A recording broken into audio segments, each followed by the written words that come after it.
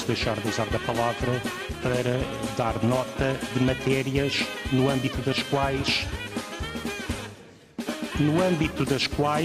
relativamente à intervenção do deputado que é presidente desta comissão, o Sr. Secretário de Estado faltou à verdade. E passarei a... Sr. Secretário de Estado não dirige os trabalhos desta comissão. O Sr. Secretário de Estado, neste momento, ouviu durante 28 minutos. O Sr. Secretário de Estado não usa da palavra, vai ouvir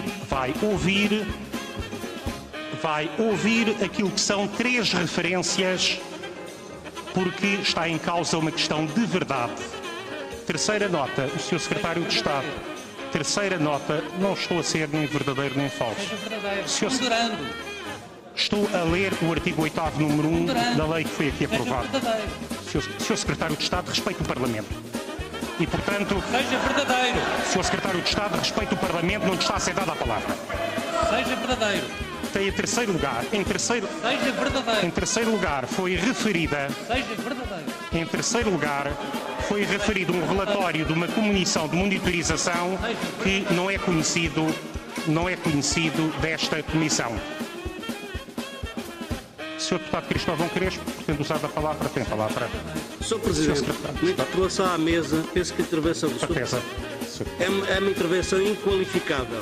Portanto, não tem qualificação. Portanto, com base qual é, em termos regimentais, como é que é possível e onde é que se fundamenta, a que título é que o Sr. Presidente faz este tipo de intervenção?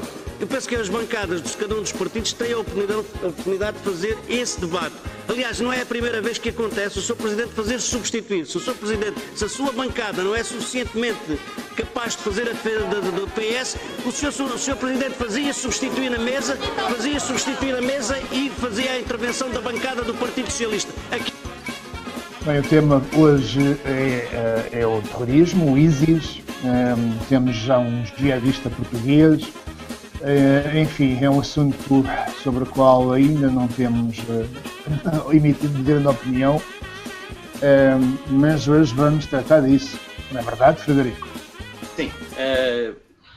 Já há uns tempos que se fala dos jihadistas portugueses, os rapazes de Ney Martins e de outras origens, e agora temos um internacionalmente falado, sendo de origem portuguesa, apesar da sua nacionalidade ser francesa, mas tem um nome muito português, é um santo.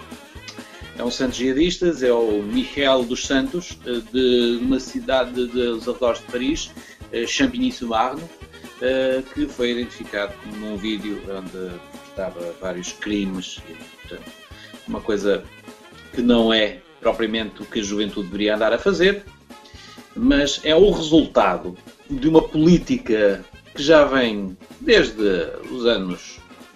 Vamos lá ver, eu há dias vi que Portugal já não vencia a Argentina há 42 anos, eu tenho 42 anos. E quando eu nasci em agosto de 72, passado uma semana, houve o ataque nos Jogos Olímpicos de Munique, o chamado Setembro Negro. Portanto, eu sempre vivi num mundo onde o terrorismo existe a grande escala internacional e, portanto, isto é apenas a continuação daquilo que nós, que o mundo está a progredir, se é que isto é progresso.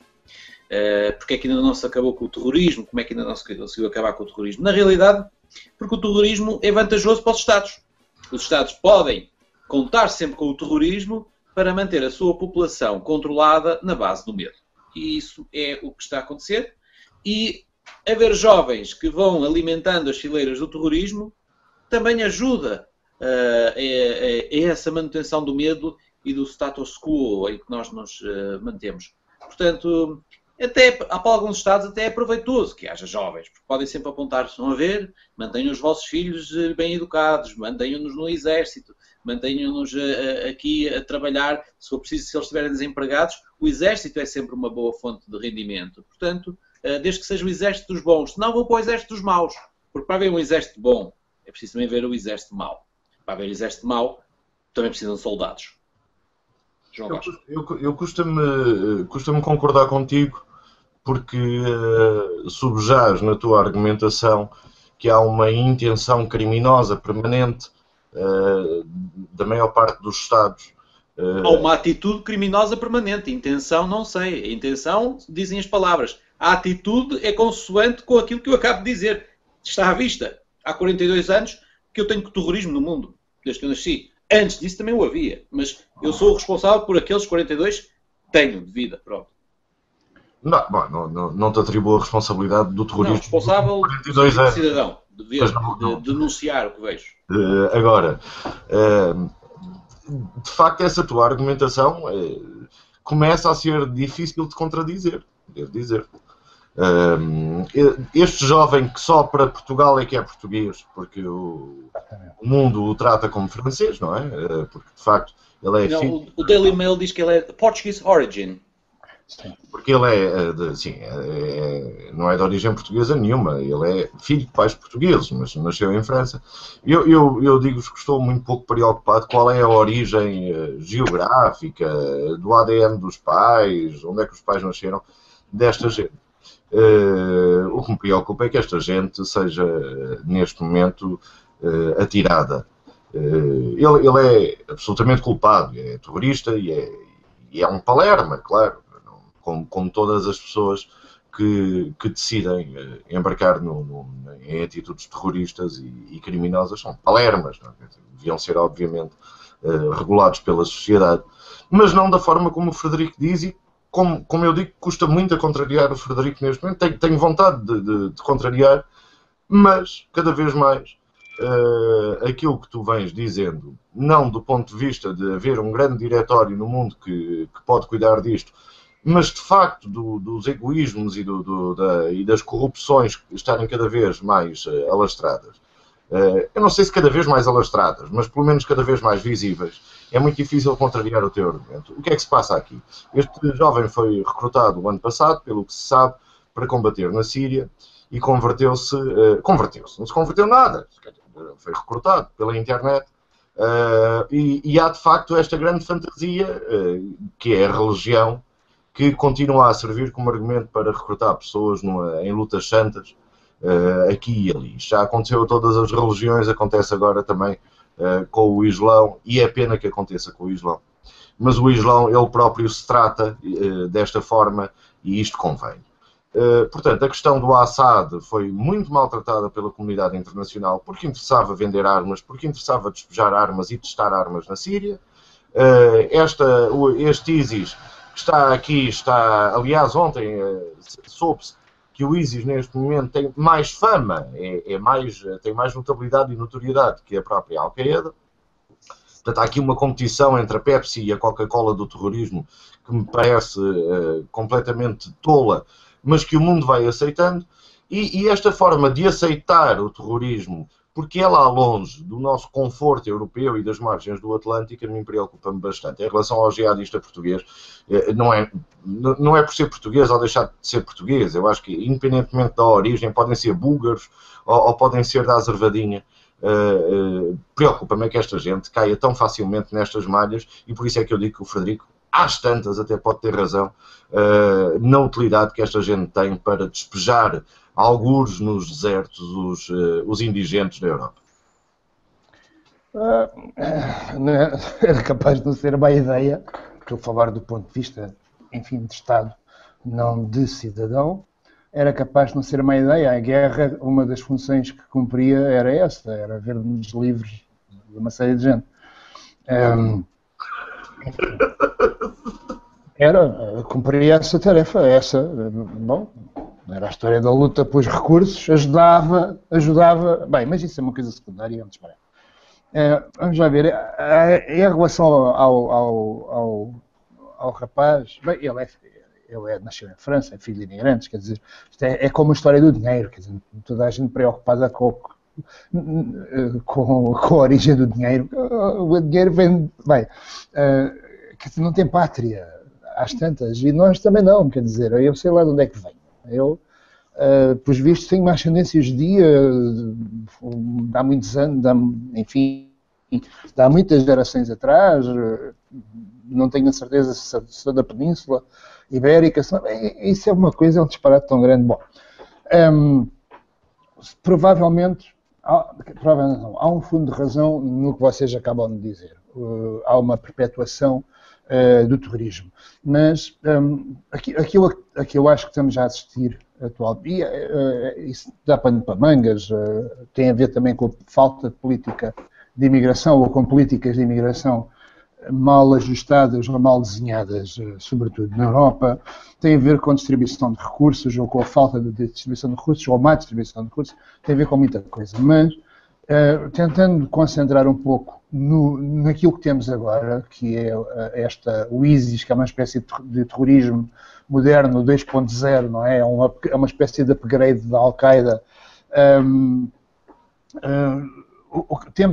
Eu acho que temos duas coisas. Temos, por um lado, com esta história agora dos ocidentais que vão e tal, isto não é um fenómeno novo, os ocidentais que vão combater guerras de outros, não é? Temos a Legião Francesa, antigamente havia, portanto, a Legião Francesa, temos sempre jovens ou menos jovens que decidem que não têm, que foram, ou tiveram um desgosto amoroso, ou tiveram um desgosto familiar, ou não se enquadram, não encaixam, não conseguem brincar com os outros meninos, sei lá, há uma série de razões, sempre houve uma série de razões que levaram os homens, sobretudo os homens, ou acho que só os homens, a ir combater guerras de outros, portanto, a vestir, a tomarem as dores e os preconceitos de outros homens e a combaterem do lado deles contra a sua origem.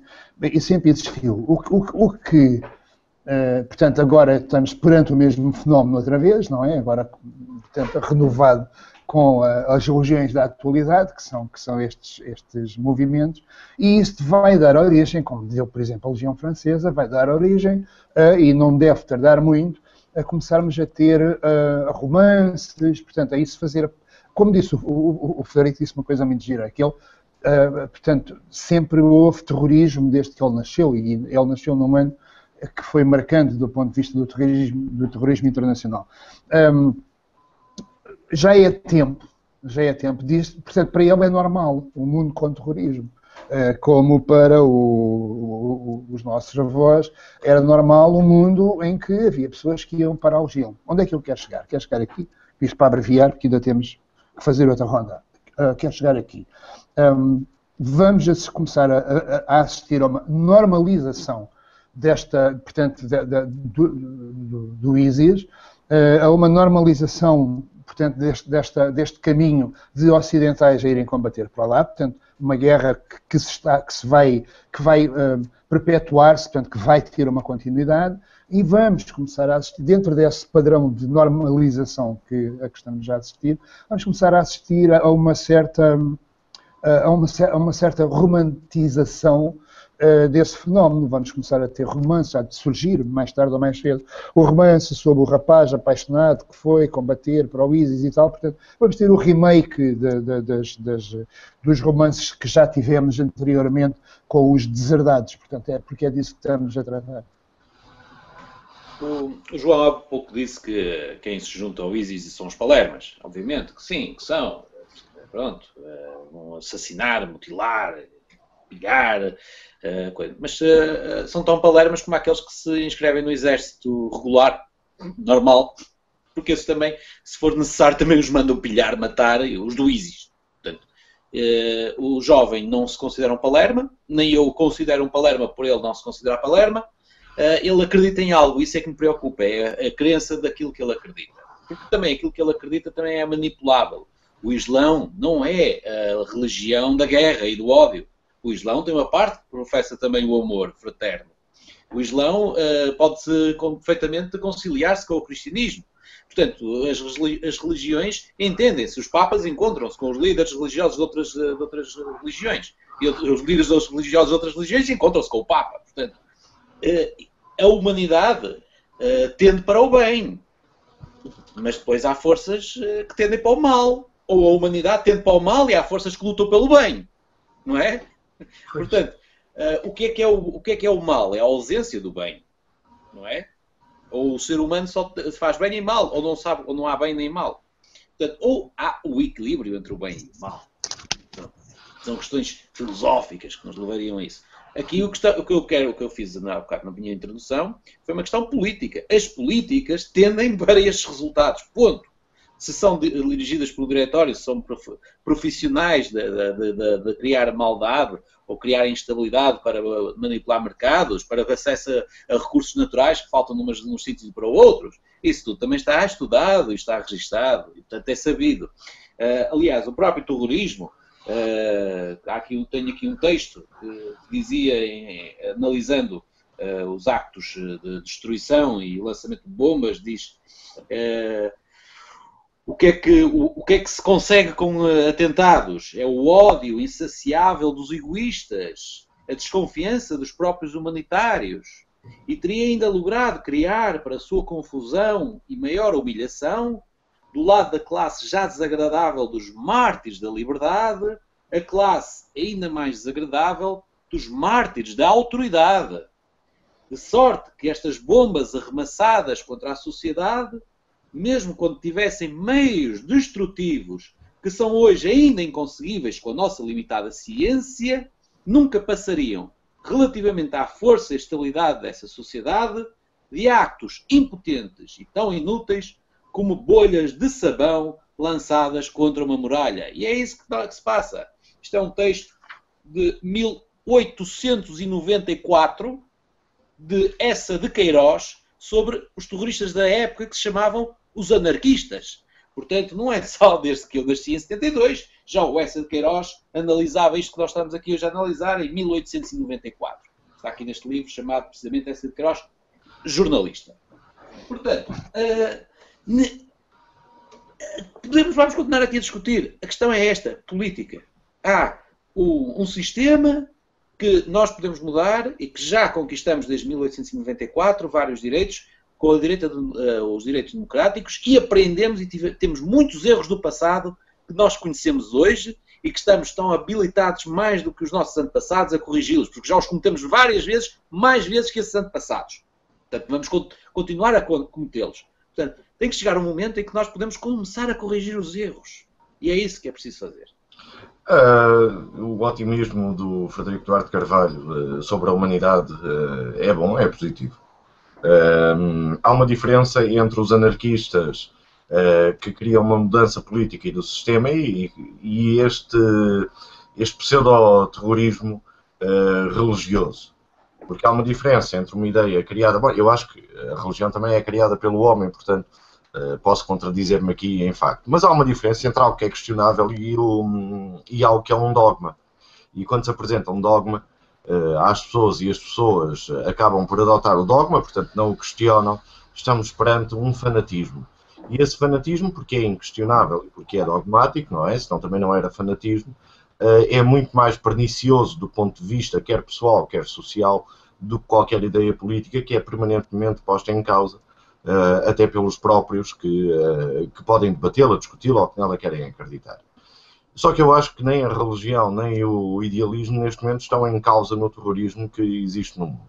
O que eu acho que está em causa neste momento é poder, tu falaste da política, eu acho que tem muito mais a ver com domínio de territórios onde ainda há combustíveis fósseis e onde ainda há gás natural e há outro tipo de riquezas. Movemos no tabuleiro sempre do dinheiro, portanto eu preferia muito que se acabasse primeiro com o dinheiro especulativo, que voltássemos ao dinheiro da produção, seríamos todos mais pobres, obviamente. Seríamos todos mais pobres. Mas que as mais-valias ficassem para os trabalhadores em vez de ficarem para a especulação e para os patronatos completamente idiotas, não para os outros, que são bons. E gostava muito também que a humanidade chegasse a um ponto que acabasse com esta treta das religiões e que começasse a perceber que pode haver sistemas de fé, com certeza, mas que a religião, e principalmente as igrejas, são algo mau para o desenvolvimento social e económico. E o Islão ainda foi aquela que mais apoiou a ciência e mais investigação fez e mais contribuiu para que avançássemos, porque se vamos para o cristianismo e para o judaísmo estávamos bem tramados. E a última coisa que vos quero dizer sobre isto é que nós temos responsabilidades sociais, não é sobre estes moços que vão para a Síria combater e com sonhos completamente, que se calhar do ponto de vista subjetivo fazem todo o sentido, senão não estavam lá, com certeza. Mas nós temos uma responsabilidade social porque a nossa paz, volto a dizer, a paz nas margens do Atlântico, na Europa e essas coisas todas, a nossa paz é muito grande em relação a outros locais do mundo onde nós temos dificuldade em colocar a cabeça e tentar perceber como é que se vive noutros sítios.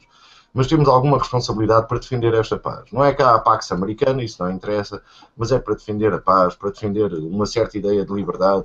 E depois dos sistemas políticos, as pessoas que os escolham, aqueles que se sentirem mais confortáveis, se tiverem voz para os escolher. E eu julgo que nós estamos tão centrados em nós próprios e nos pequenos problemas que temos, porque nós temos muito conforto na Europa, muito conforto. E os Estados Unidos têm algum conforto também. E as margens do Atlântico têm esse conforto, que não estamos a olhar para quem está verdadeiramente desconfortável. Temos um sentimento egoísta e dá-nos jeito, como dizia o Paulo querido, mandar as pessoas para a guerra para não nos chatearem muito. Sim, desde que não sejam os teus filhos, não é? Evidente. Não percebi. Desde que não sejam os teus filhos a irem para a guerra. Mas não é que está-se a preparar um exército europeu com isto tudo, João Vasco. O teu filho vai para a guerra lutar os filhos do Michel Santos. Sim, mas isso foi o que eu acabei de dizer. Foi cuidado com o nosso conforto. Porque o nosso conforto levará, obviamente, a isso. É. O que eu acabei de dizer, Frederico, vai nesse sentido. É que não é desde que não sejam os meus filhos. Claro que eu não quero que os filhos de ninguém, não são só os meus. Sim. Os meus e os de ninguém. Porque eu acho que isto é absurdo. Portanto, enquanto... Faz alguma coisa por isso? Eu explico melhor. Enquanto nós, população, não tivermos... Então, em Portugal, isto é gritante. Não temos informação internacional nenhuma. Já não vemos notícias do internacional. Elas passam em 10 segundos nos telejornais. Os jornais deixaram cair o internacional. E há uma pessoa que sabe ler inglês, ou espanhol, ou francês, ou está tramada. Porque não há jornalismo sobre o internacional neste país. Não há. Isso foi daquelas coisas que desapareceu imediatamente. Esse nosso oblívio em relação ao que se passa lá fora leva a que sejamos permeáveis exatamente a que nos imponham coisas como essas. Portanto, não são só os meus filhos, até somos nós, que ainda estamos, eu acho que ainda estamos todos em idades de drafting, porque agora a União Europeia deve dizer que até aos 70 podemos ir para a guerra. Bem, meus amigos, nós estamos já com alguns 18 minutos de programa, mas eu tenho duas coisas para dizer. A primeira coisa é, imaginem, e não é difícil fazer este exercício, imaginem que há 500 anos em África havia classes médias e havia três jornalistas, há 500 anos em África, 3 jornalistas que estavam a conversar uns com os outros no chat, na internet da altura. Eles estavam a falar de quê? Estavam a falar da Igreja Católica, estavam a falar dos ocidentais que chegavam por lá de barco a fazer pilhagens e a matar toda a gente.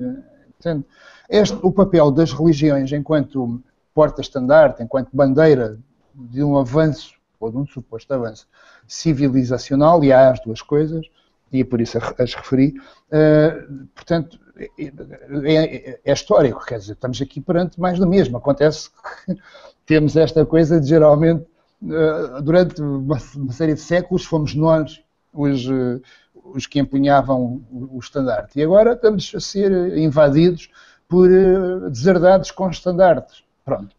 Esta história dos deserdados é importante, porque, quer dizer, da mesma maneira que foi relativamente fácil às coroas europeias já regimentarem os soldados para irem combater com a bandeira, portanto, cristã em África, agora é relativamente simples e fácil para regimentar os deserdados daquele lado, não é? Daqueles países que, como tu disseste muito bem, João Vasco Almeida, eles olham para nós, quer dizer, eles veem a opulência, eles veem a riqueza, não é? Eles querem vir para cá, porque há uma diferença enorme, é como tu disseste, nós aqui vivemos num conforto comparado com o que vivem milhões de pessoas noutras áreas, e em áreas que são paredes meias com a Europa, portanto, em áreas que estão aqui mesmo de pé, quer dizer, há aqui uns muros, esses muros galgam-se, portanto é complicado, isto é muito complicado. Portanto, isso era uma coisa que eu queria dizer. Outra coisa que eu queria dizer, só mesmo para acabar, tem a ver com o ISIS. Eu ainda há bocado disse que era uma espécie de upgrade da Al-Qaeda, E tem a ver com isto, é que a Al-Qaeda fazia grandes coisas, não é? Portanto, tinha aquelas coisas, ações que eram muito espetaculares, matavam muita gente e tal, e tinham um impacto mediático. O que conta nesta guerra assimétrica é o impacto que se tem, o impacto mediático, nomeadamente, e o ISIS faz ações low cost, comparadas com o que fazia a Al-Qaeda, não é? São low cost, quer dizer, eles decapitam agarram-no, prendem-no, têm-no ali em cativeiro, vão lá, quem é que vamos decapitar hoje? Pimba, agarram-no e decapitam-no. E é uma coisa aqui na Europa.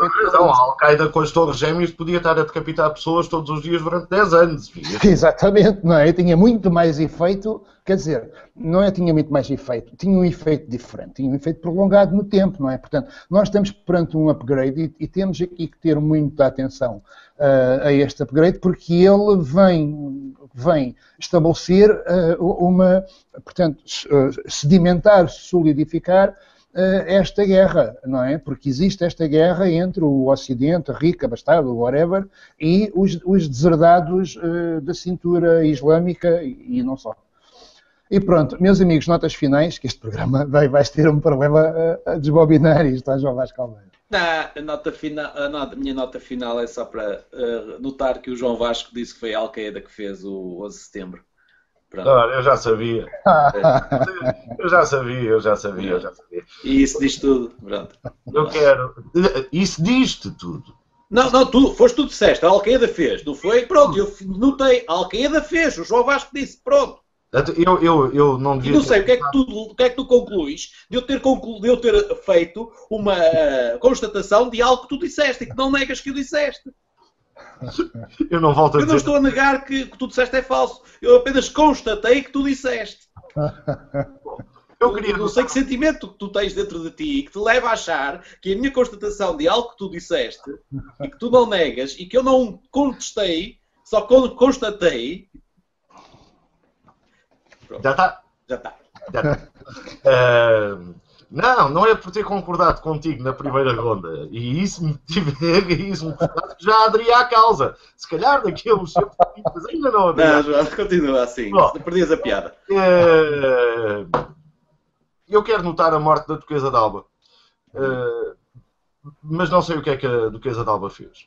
Portanto, como vi a notícia e vi a senhora nas capas das revistas que as minhas tias e as madrinhas tinham lá em casa, as iolas, como se dizia em Portugal, e agora perdeu-se a Duquesa d'Alba, acho que a iola vai fazer 2 ou 3 edições especiais, espero que sim, e uma delas eu lerei para saber quem era a Duquesa d'Alba. Paulo.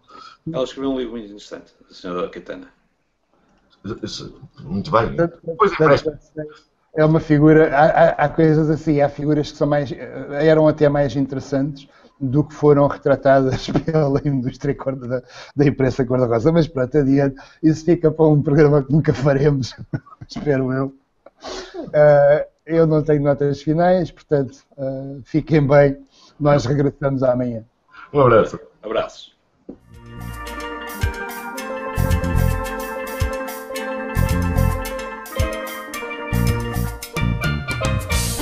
Sabíamos que los próximos destinos vacacionales de la Duquesa de Alba eran Ibiza y Estados Unidos, pero lo que no sabíamos es que doña Cayetana luciría así de fantástica en bikini.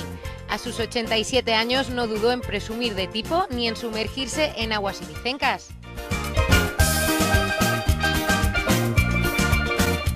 Así de playera y relajada se paseó Cayetana por la isla, con 2 bikinis muy diferentes, pero muy flamencos ambos, uno floreado y otro color rojo. Además, haciendo gala de lo moderna que es, se enfundó unas gafas de sol rosas y una pamela de lo más caribeña para proteger su cabeza del sol, sol que tomó cómodamente en una tumbona.